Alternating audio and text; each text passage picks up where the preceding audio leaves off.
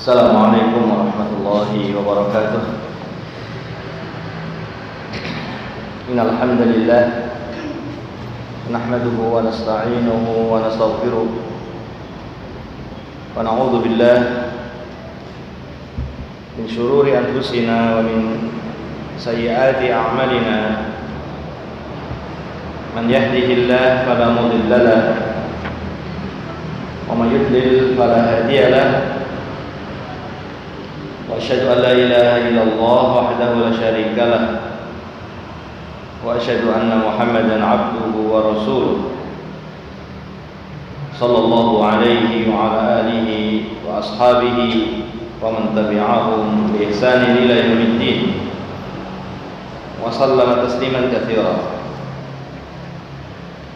اللهم أصلح لنا ديننا الذي هو عصمة أمرنا وأصلح لنا دنيانا التي فيها معاشنا وأصلح لنا آخرتنا التي إليها معادنا واجعل الحياة زيادة لنا في كل خير واجعل الموت راحة لنا من كل شر. أما بعد،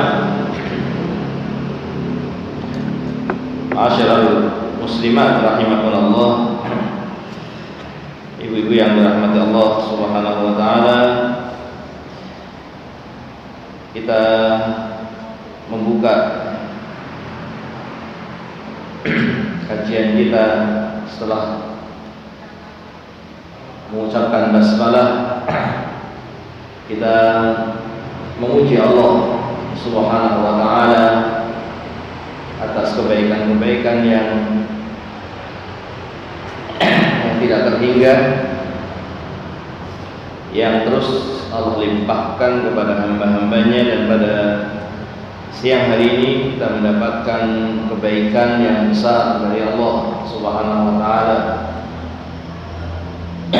sehingga kita bisa hadir di majelis ilmu yang tidak samar bagi ibu-ibu semuanya tentang keutamaan dari majelis ilmu. Fas'alullah subhanahu wa ta'ala an yarzuqana al-ikhlas. Maka sebagaimana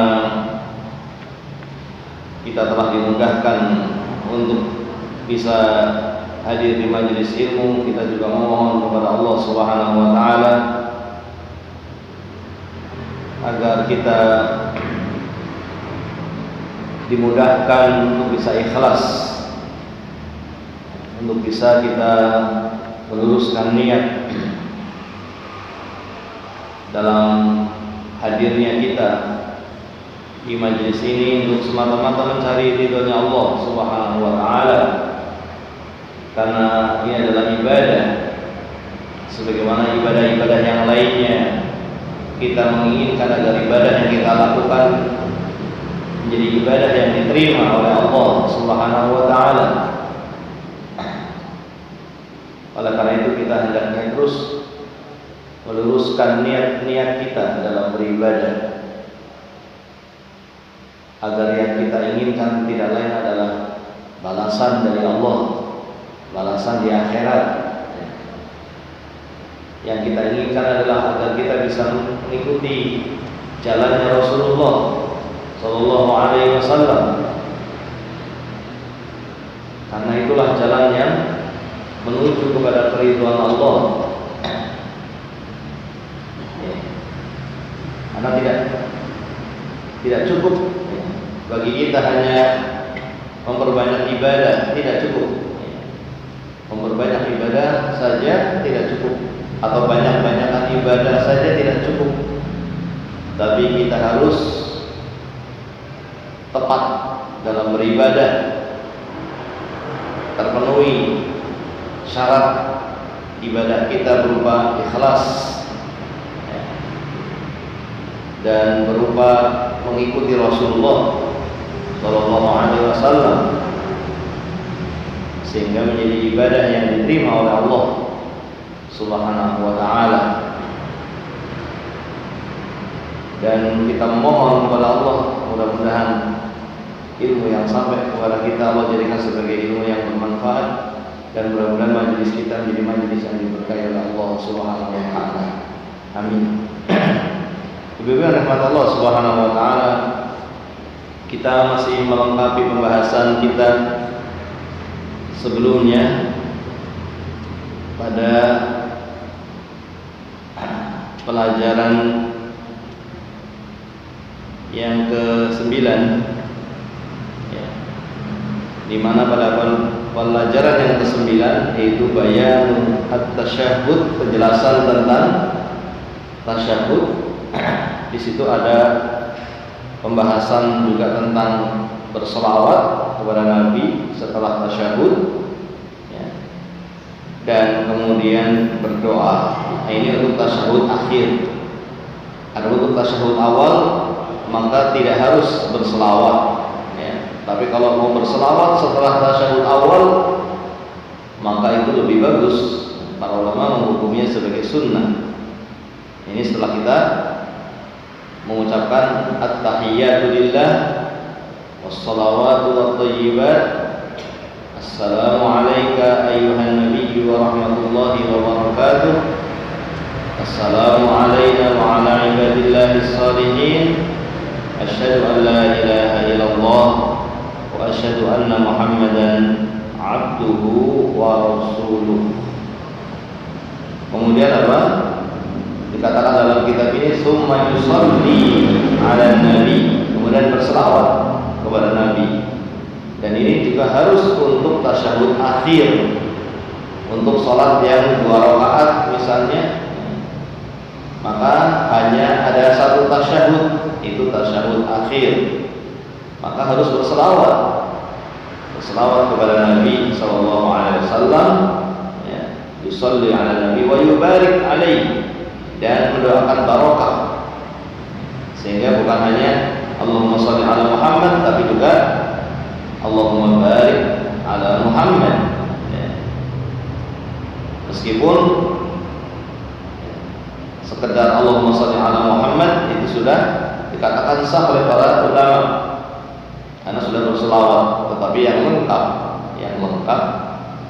ini adalah mengucapkan Allahumma sholli ala Muhammad wa ala ali Muhammad kama shallaita ala Ibrahim wa ala ali Ibrahim innaka Hamidum Majid, wa barik ala Muhammad wa ala ali Muhammad kama barakta ala Ibrahim wa ala ali Ibrahim innaka Hamidum Majid.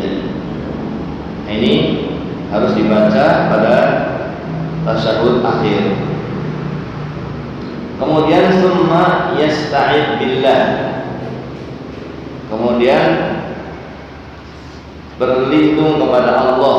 Kapan? Pada tasyahud akhir ya, bukan tasyahud awal, pada tasyahud akhir. Berlindung kepada Allah dari apa? Yasta'id billah fit tasyahud al-akhir min adabi jahannam, berlindung dari azab jahannam, wa min adabil qabri, dan berlindung dari azab kubur. Ini 2 hal yang terkait dengan iman kepada hari akhir yang kita semuanya wajib untuk mengimaninya ya, wajib bagi kita semuanya untuk mengimani adanya hari akhir.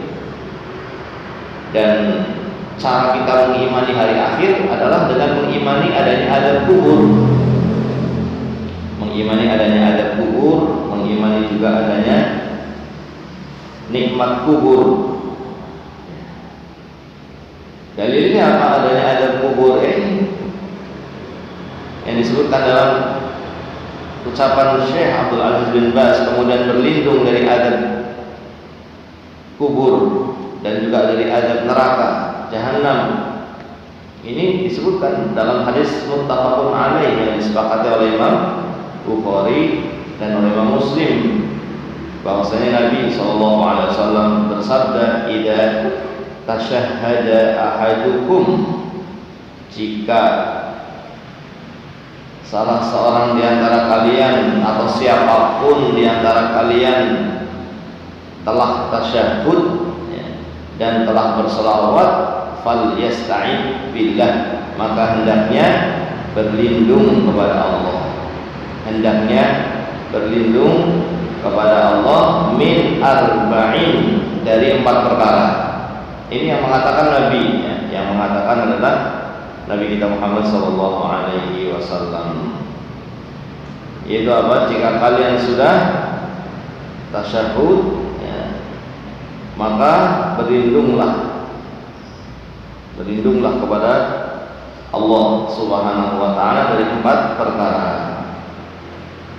yaitu dari azab jahannam, dari azab kubur, dan juga dari fitnah al-mahya wal mamat, dan juga dari fitnah al-masih ad-dajjal. Dari 4 perkara ini.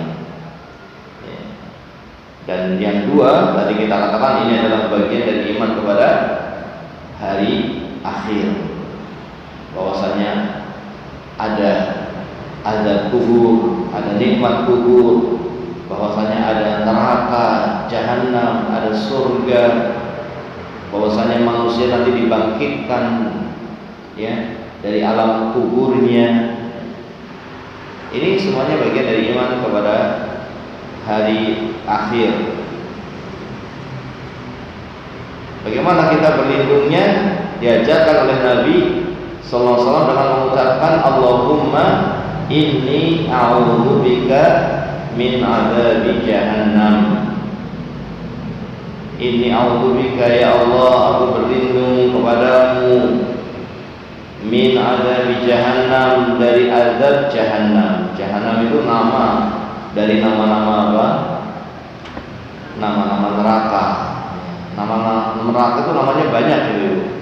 Ya, neraka itu namanya banyak untuk menunjukkan bahwa neraka itu adalah tempat yang sangat mengerikan, azab yang sangat mengerikan. Makanya namanya banyak. Dalam bahasa Arab sesuatu yang memiliki hal yang istimewa itu namanya banyak.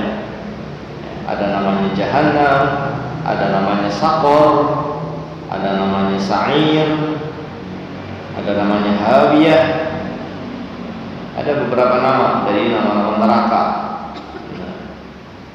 Kemudian berlindung dari apa? Setelah berlindung dari neraka, berlindung dari azab kubur.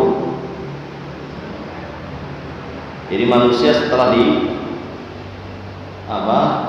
ditimbun dengan tanah, setelah dikubur, maka akan datang setelahnya 2 malaikat, akan bertanya. Nah ini namanya apa? Fitnah kubur. Pertanyaan malaikat itu namanya fitnah kubur, ujian di alam barzakh. Ya. Kemudian setelah ujian tersebut, maka yang datang berikutnya kalau tidak nikmat ya azab. Mukmin yang diuji dalam alam kuburnya dikatakan kepadanya, siapa Rabbmu, man Rabbuk, wa man nabiyyuk, wa ma dinuk. Ditanya tentang nabinya, tentang agamanya, tentang Rabbnya, maka dia mengatakan Rabbi Allah, ya, wa dinil Islam, Rabbku adalah Allah, agamaku adalah Islam, wa Nabi Muhammadun sallallahu alaihi wasallam, dan nabiku adalah Nabi Muhammad SAW. Orang mukmin akan bisa menjawab dengan pertolongan Allah, ya, karena dia ketika di dunia adalah orang yang betul-betul beribadah hanya kepada Allah, betul-betul dalam beribadah mengikuti Rasulullah sallallahu alaihi wasallam, mengikuti jalannya Rasulullah sallallahu alaihi wasallam. Kemudian dia juga tidak mengada-ada dalam beribadah, dan dia menjadikan Rasulullah SAW sebagai suri tauladannya. Maka dia dengan tegas akan bisa menjawab, karena Allah memberikan pertolongan kepadanya, sehingga dia dengan tegas mengatakan Rabbi Allah, Rabbku adalah Allah, wa dinil Islam, agamaku adalah Islam, wa Nabi Muhammad, dan nabiku Nabi Muhammad SAW.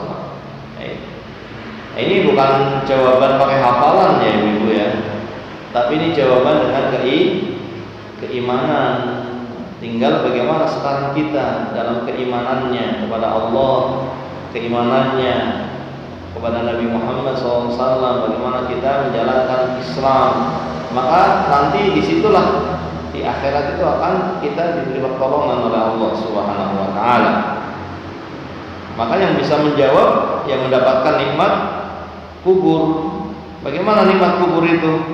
Diluaskan kuburannya sampai sepanjang mata memandang. Kuburannya sangat luas sekali. Ya, bukan hanya luas, juga diberi tikar dari surga, kasih permadani. Kalau tikar mungkin pikirannya tikar itu kurang bagus. Permadani ya, dari surga. Ya, dan dibukakan untuk dia pintu surga. Meskipun belum masuk surga, tapi bau surga, wanginya surga sampai ke kuburannya. Maka jadilah alam barzahnya itu menjadi taman yang sangat indah, dari taman-taman surga. Dan dia terus berada di situ sampai hari kiamat. Ya. Adapun yang tidak diberi pertolongan untuk bisa menjawab, ya, seperti orang kafir misalnya, orang munafik, atau mungkin orang muslim tapi yang banyak berbuat dosa, mungkin dia tidak bisa menjawab, maka akan diazab. Ya. Ketika dia ditanya man rabbuk, dia mengatakan ha la adri, begitu disebutkan dalam hadis, saya tidak tahu. Sami'tun nas yaquluna syai'an, aku dulu tahu, aku dulu mengucapkan, tapi sekarang aku nggak tahu. Aku dulu tahu manusia mengucapkan Robnya siapa, agamanya apa, nabinya siapa. Dulu orang-orang mengucapkan, aku mendengar orang mengucapkan, aku bahkan juga sudah mengucapkannya, tapi aku sekarang tidak tahu, nggak bisa menjawab. Maka dia terkena ada kubur. Bagaimana ada kubur itu? Dihimpit di alam kuburnya dengan himpitan yang sangat keras, sangat kuat, sampai patah tulang-tulangnya, sampai hancur tulang-tulangnya, dan dibukakan pintu neraka, dan sampailah panas neraka ke dalam kuburannya, dalam alam barzahnya. Sehingga bukan taman dari taman surga yang dia dapatkan di alam barzahnya, dalam kuburnya, tapi yang dia dapatkan adalah siksa kubur. Nah, ini perkara yang kita imani, dan Nabi SAW memerintahkan kita untuk berlindung. Maka bagaimana kita diperintah oleh Nabi tapi nggak ada? Mungkin. Jadi ada kubur itu jelas adanya, fitnah kubur juga jelas adanya. Di antaranya dalil fitnah kubur adalah doa berikutnya, wa min fitnatil mahya wal mamat. Min fitnatil mahya wal mamat. Fitnah mamat itu ya fitnah kubur itu, ketika di alam kubur. Atau fitnah mamat ada juga yang mengatakan fitnah yang datang sebelum mati, sebelum orang itu mati, sebelum dicabut nyawanya, atau saat dicabut, menjelang dicabut nyawanya, tidak disia-siakan oleh setan untuk mengajak orang itu kafir. Tidak disia-siakan. Kesempatan terakhir ini bagi setan, maka datanglah setan dan apa? Memfitnah. Nah, supaya dia menjadi orang yang mengucapkan ucapan kekafiran, keluar dari Islam dan seterusnya. Ini namanya fitnah mamat, fitnah menjelang kematian atau fitnah setelah terjadinya kematian. Ya. Makanya kita berlindung dari fitnah al-mamat ini. Adapun fitnah al-mahya, ya, itu ya ujian-ujian di dunia, ya, ujian-ujian di dunia. Apa ujian di dunia itu? Bisa ujian syahwat, bisa ujian syubhat. Syahwat itu mengikuti hawa nafsu, syubhat itu mengikuti pemahaman yang menyimpang. Nah, kita berlindung, makanya kita berlindung dengan sungguh-sungguh ibu-ibu. Ya, ketika kita sholat, kita bersungguh-sungguh dalam mengucapkan Allahumma inni a'udzubika min adzabi jahannam wa min adzabil qabri wa min fitnatil mahya wal mamat wa min fitnatil masiihid dajjal. Ini fitnah al-masih ad-dajjal, ini di akhir zaman. Fitnah yang luar biasa, sampai seluruh para nabi itu mengajarkan doa ini, doa agar berlindung dari fitnah dajjal.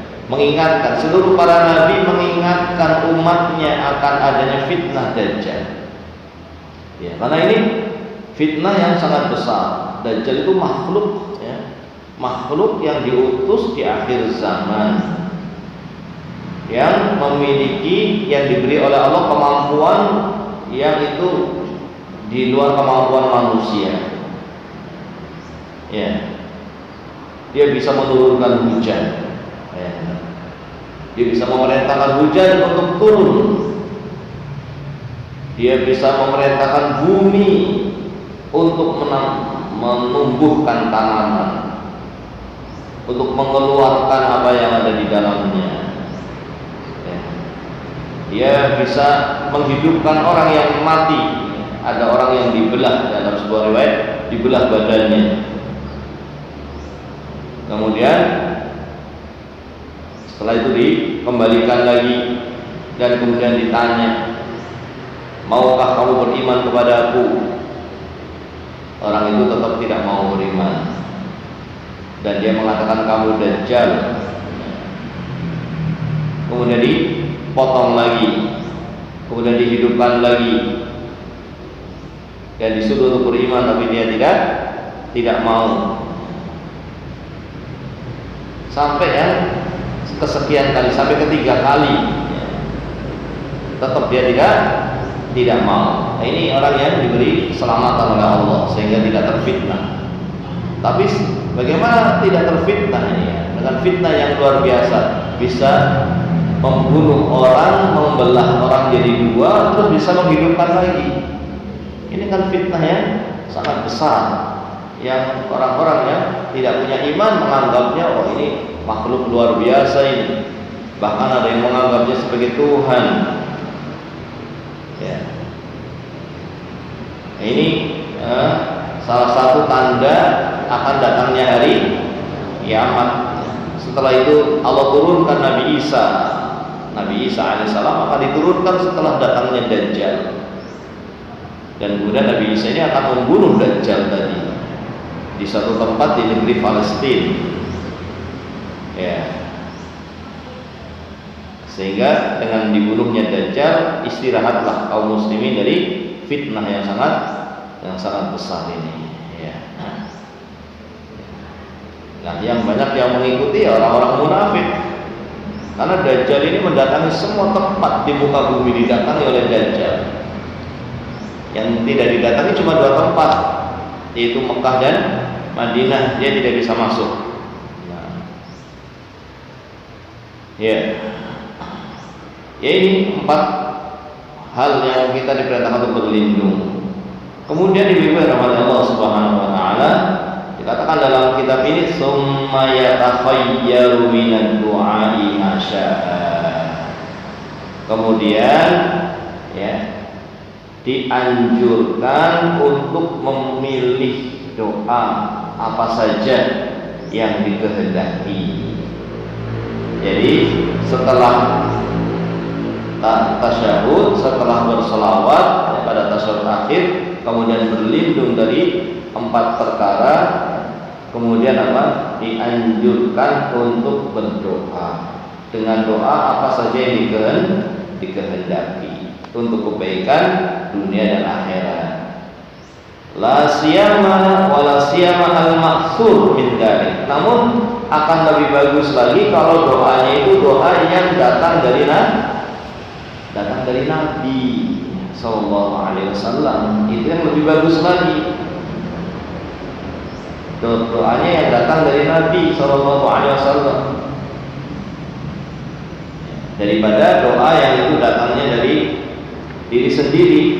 Maka di sini ibu penting untuk menghafalkan doa dan penting untuk membacanya dalam sholat, yaitu di akhir sholat. Yang dimaksud dengan di akhir sholat itu bukan setelah salam, tapi sebelum salam. Ada beberapa orang yang malah sebaliknya, tasyahudnya cepat, habis salam langsung angkat tangan. Setelah salam itu zikir, ya. Setelah salam itu adalah zikir, bukan doa, ya. Tapi zikir itu yang diajarkan oleh Nabi Shallallahu Alaihi Wasallam. Ya mungkin setelah zikir mau doa ya tidak apa-apa, tapi yang dimaksud waktu yang mustajab di akhir sholat itu sebelum salam, itu waktu yang mustajab. Karena Nabi SAW itu menyebutkan di dalam hadisnya setelah mengajarkan, ya, kepada sahabat Abdullah bin Mas'ud yang sudah kita sampaikan kemarin, bahwa Nabi mengajarkan kepada sahabat Abdullah bin Mas'ud itu apa? Doa tasyahud, dan bahkan mengajarinya sebagaimana mengajari Al-Quran, karena doa ini harus tepat persis gitu. Setelah mengajari dengan mengatakan idza shalla ahadukum falyaqul at-tahiyatu lillah dan seterusnya, jika salah seorang di antara kalian salat maka bacalah at-tahiyatu lillah was-shalawatu wat-thayyibat, ya, sampai wa asyhadu anna Muhammadan abduhu wa rasuluh. Kemudian Nabi SAW mengatakan summa liyatahayyar minad du'a. Setelah itu, ya, berdoalah. Setelah itu berdoalah dengan doa yang dia inginkan. Liyatahayyar minad du'a. Nah, berdoalah, ya, minad du'a ma a'jabahu atau a'jabahu ilaihi fayad'u. Maka hendaknya dia memilih doa, ya, kemudian berdoa dengan doa apa yang dia kehendaki, ya. Dan ini waktu yang sangat tepat sekali, karena kita, ya, dalam sholat itu diantaranya adalah kita ingin mendapatkan pertolongan Allah. Kita sholat itu supaya dapat pertolongan, supaya dapat kemudahan, supaya dapat apa yang kita inginkan dari petunjuk, dari hidayah. Maka sebelum kita salam, minta pertolongan, minta pertolongan kepada Allah, minta agar bisa bersyukur, minta agar diperbaiki agamanya. Dan ini waktu yang tepat karena kita baru saja memuji Allah, kita baru saja mengatakan at-tahiyatu lillah dalam salat, bahkan kita sudah mengatakan alhamdulillahirabbil alamin arrahmanir rahim. Kita sudah memuji Allah, kita sudah beribadah dengan ibadah yang sangat besar, ya. Kemudian ditutup dengan at-tahiyatu lillah, salawat kepada Nabi, berlindung dari 4 perkara. Maka ini waktu yang sangat tepat untuk kita berdoa, ya. Bahkan dahulu para sahabat ada yang minta diajari untuk berdoa. Para sahabat ini yang kalau mereka membuat doa sendiri bisa apa tidak? Bisa. Para sahabat kalau mau membuat doa sendiri bisa. Tetapi ada yang meminta kepada Nabi untuk diajari. Di antaranya sahabat Abu Bakar As-Siddiq radhiyallahu anhu. Lihat bagaimana sahabat yang paling mulia, orang yang paling mulia, minta diajari doa yang dibaca dalam sholat. Padahal ini adalah sahabat yang mulia,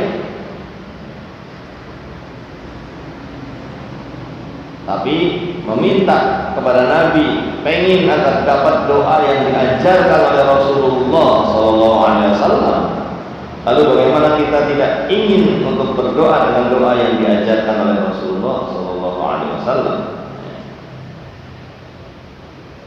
Sahabat Abu Bakar minta diajari doa, kemudian diajari oleh Nabi doa, Allahumma inni dhalamtu nafsi dzulman katsira wa la yaghfiru dzunuba illa anta faghfirli maghfiratan min indika warhamni innaka antal ghafurur rahim.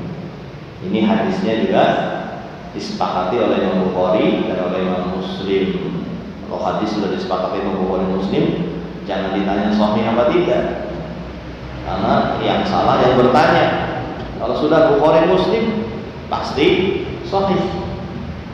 Bahwasanya sahabat Abu Bakar As-Siddiq berkata kepada Rasulullah SAW, "Allimni du'aan ad'u bihi fi salati."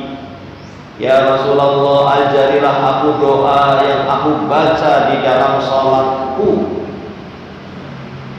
Di dalam salatku, yaitu sebelum salam. Apa doanya? Nabi mengatakan, "Qul," katakan, ucapkan, wahai Abu Bakar, Allahumma inni dhalamtu nafsi. Ya Allah, ini mengaku dirinya punya banyak kekurangan. Ya Allah, aku banyak berbuat zalim pada diriku dengan kezaliman yang banyak. Begitu seharusnya seorang muslim, seorang mukmin tidak pernah merasa dirinya sempurna, tidak pernah. Jangan sampai ya, ada di antara kita yang merasa sudah sempurna. Jangan. Bahkan kita selalu merasa banyak kekurangan. Ini yang diajarkan oleh Nabi kita Muhammad SAW kepada sosok yang seperti sahabat Abu Bakar, orang yang paling mulia. Namun disuruh untuk mengucapkan, ya Allah, sesungguhnya aku adalah orang yang banyak berbuat zalim pada diriku. Berbuat zalim berarti berbuat kesalahan atau tidak sempurna dalam beribadah, banyak kekurangannya. Setelah itu, setelah mengakui dirinya banyak dosa, setelah itu apa? Faghfirli. Ya. Atau sebelumnya wala yaghfiru dzunuba illa anta, dan tidak ada yang mengampuni dosa kecuali Engkau. Faghfirli, maka ampunilah aku. Faghfirli maghfiratan min indika, ampunilah aku dengan ampunan yang datang darimu. Warhamni, dan rahmatilah aku. Innaka antal ghafurur rahim, sesungguhnya Engkau adalah sesembahan yang ghafur, yang maha pengampun, ar-rahim, yang maha kasih sayang.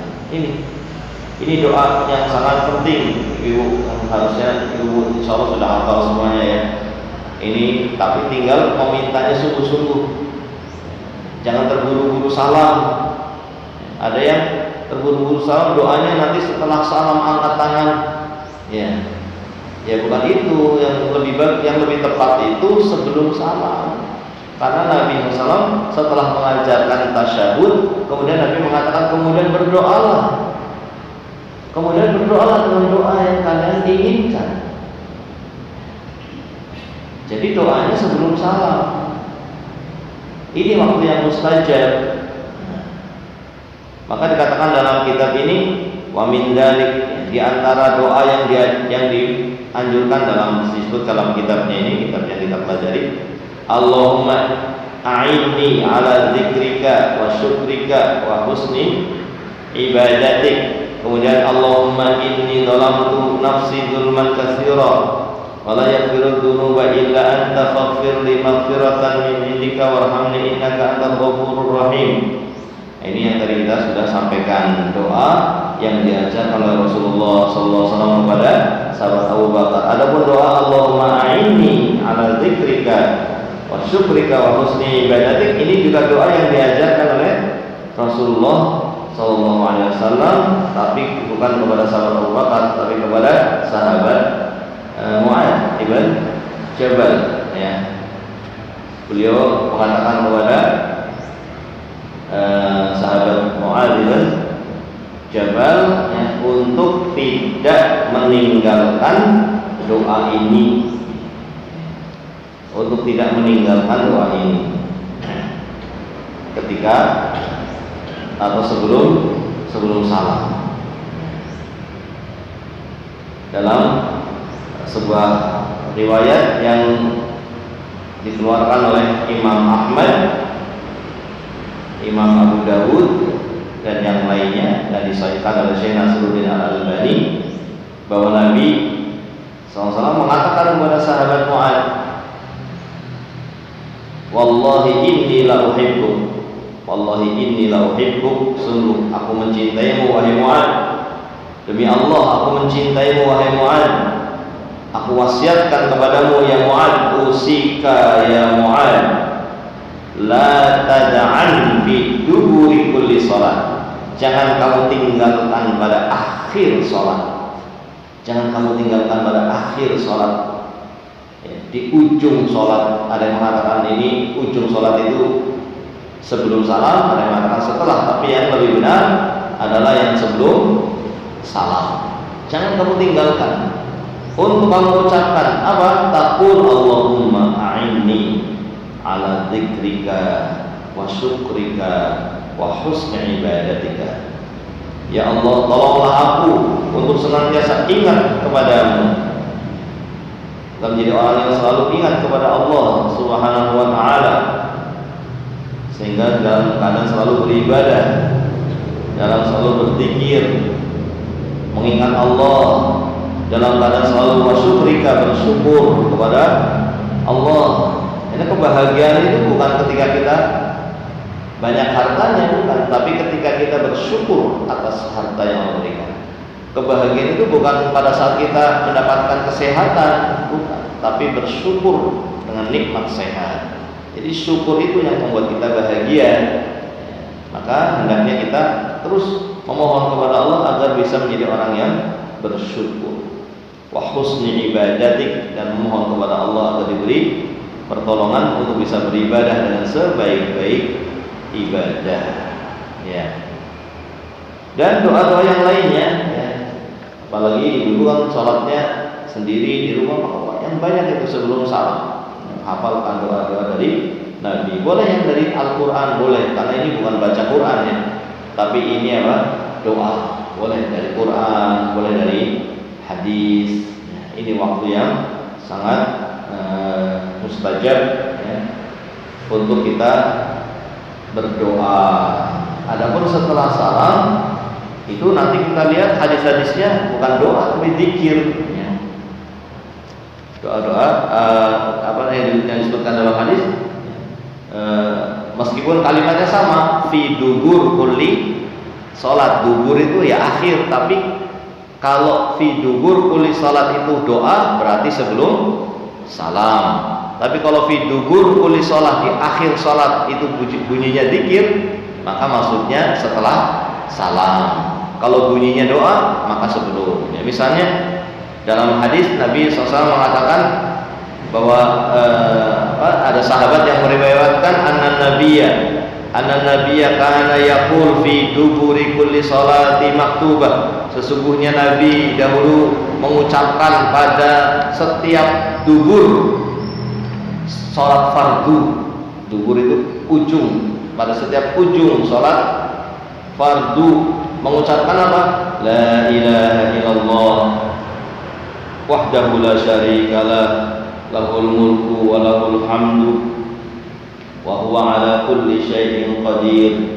Allahumma la mani'a lima a'tait wa la mu'tiya lima mana'ta wa la yanfa'u dzal jaddi minkal jadd. Ini disepakati oleh Imam Bukhari Muslim, tapi maksudnya ini setelah salam. Meskipun kalimatnya fi dubur, tapi yang dimaksud di sini adalah setelah salam. Adapun yang tadi Nabi mengatakan kepada sahabat Mu'adz, jangan kamu tinggalkan ya Mu'adz fi dubur kulli shalah, pada setiap dubur. Kemudian Nabi mengatakan Allahumma a'inni, isinya doa, maka berarti diucapkannya sebelum salam.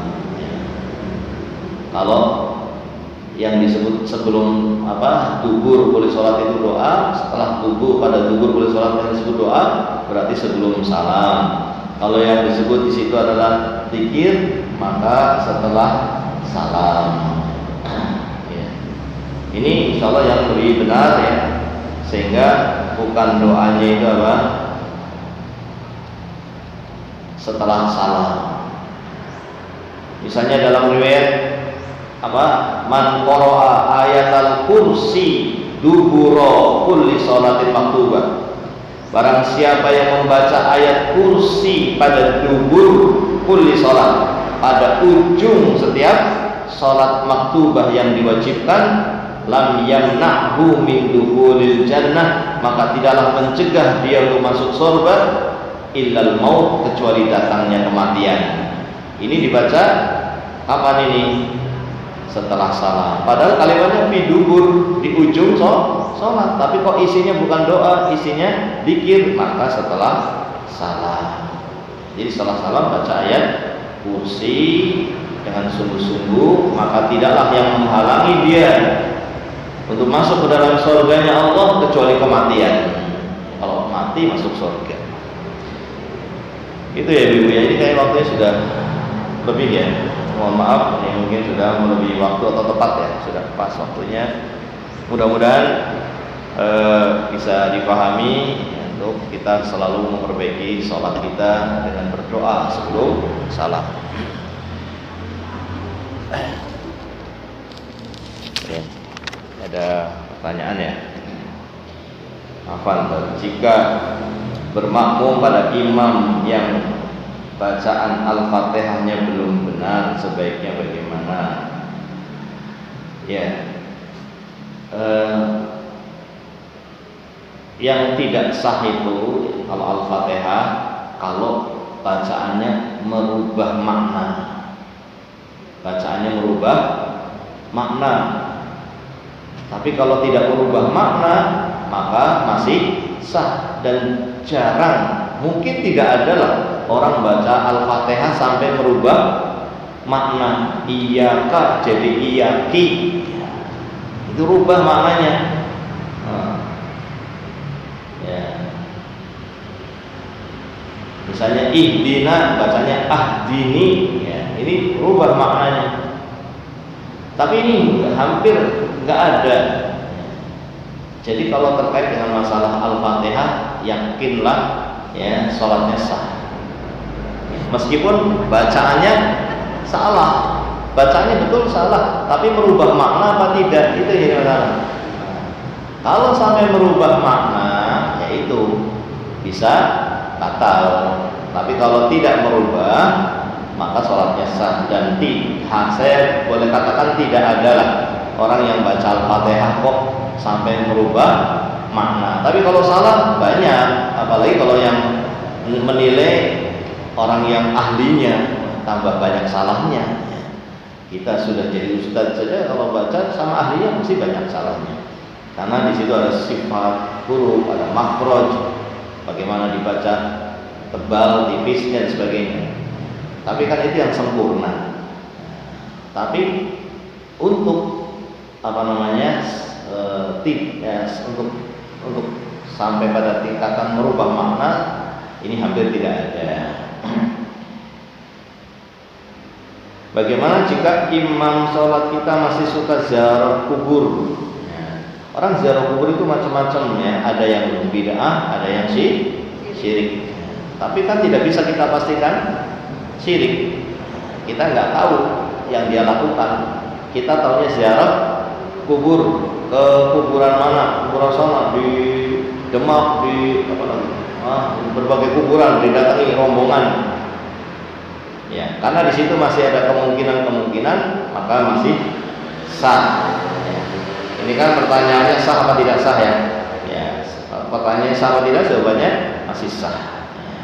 Karena di situ masih ada beberapa kemungkinan. Gitu. Ya, wallahu taala a'lam bissawab.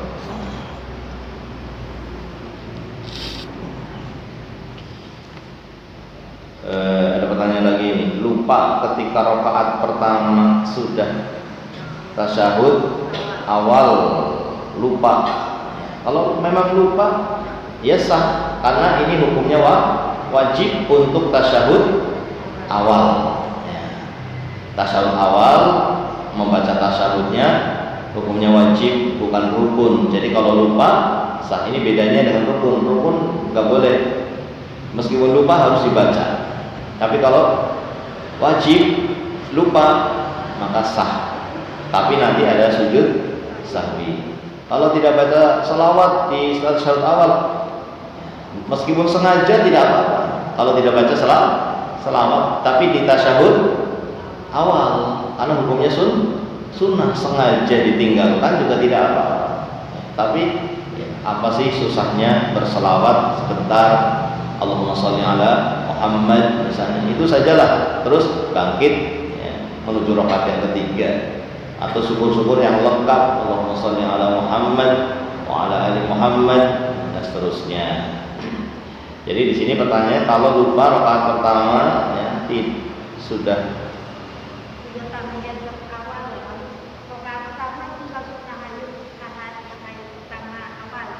lupa ketika rakaat pertama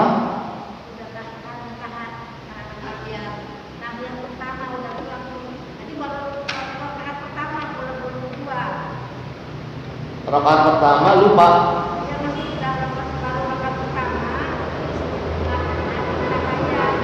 Oh, pada rakaat pertama baca apa? Tahiyat. Oh, iya. Maaf, saya salah paham ya. Baru rakaat pertama harusnya berdiri malah duduk baca tahiyat. Ya. Ini karena yang dibaca itu bacaan dalam sholat, maka sah. Ya. Karena yang dibaca itu bacaan sholat. Tahiyat kan bacaan sholat. Ya. Tapi dibaca bukan pada waktunya. Ya. Dibaca bukan pada waktunya, maka sholatnya tetap sah. Ya. Tapi nanti sujud. Ya tinggal berdiri. Enggak. Ini sholat apa ini? Sholat apa? Duhur ya. Di rakaat pertama baca tahiyat.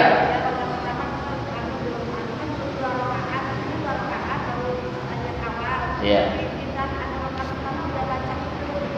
Ya, maka ketika lupa baca tahiyat, bangun untuk rakaat kedua.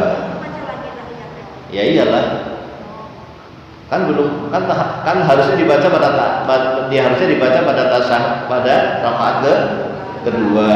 Jadi tetap dibaca pada rakaat yang kedua. Yang dibaca pada rakaat yang pertama itu kesalahan, tapi karena lupa, ya, kalau lupa maka sah. Tapi kalau sengaja tidak sah. Tapi kalau lupa maka sah.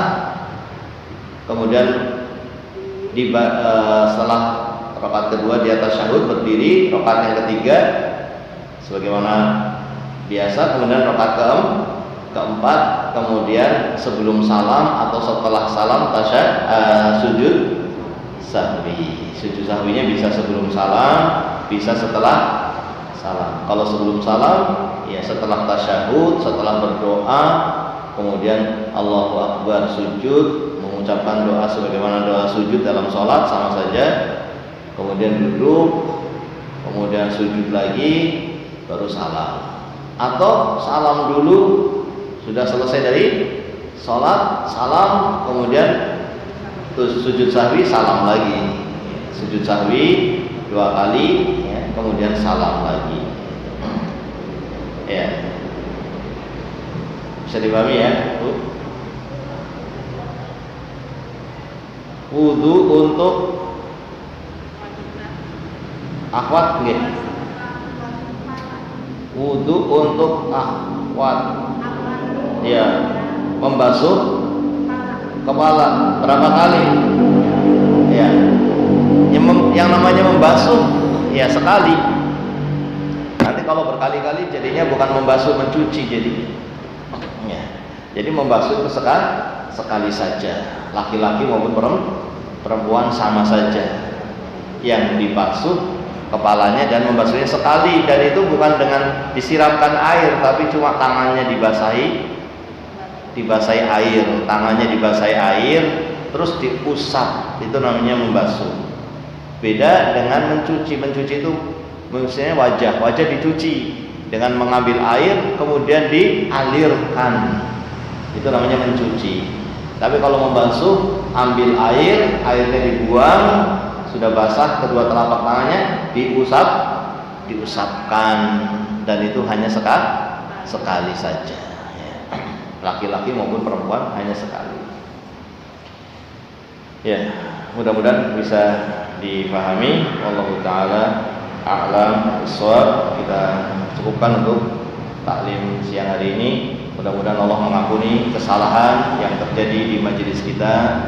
Mudah-mudahan Allah mengampuni dosa-dosa kita semuanya, mengampuni dosa-dosa orang tua kita, mengampuni dosa-dosa guru-guru kita, mengampuni dosa-dosa seluruh kaum muslimin, baik yang masih hidup maupun yang telah meninggal dunia. Wassallallahu wasallam ala nabiyyina Muhammad wa ala alihi wa sahbihi ajma'in. Subhanakallahumma wa bihamdika asyhadu an la ilaha illa anta astaghfiruka wa atubu ilaik. Assalamualaikum warahmatullahi wabarakatuh.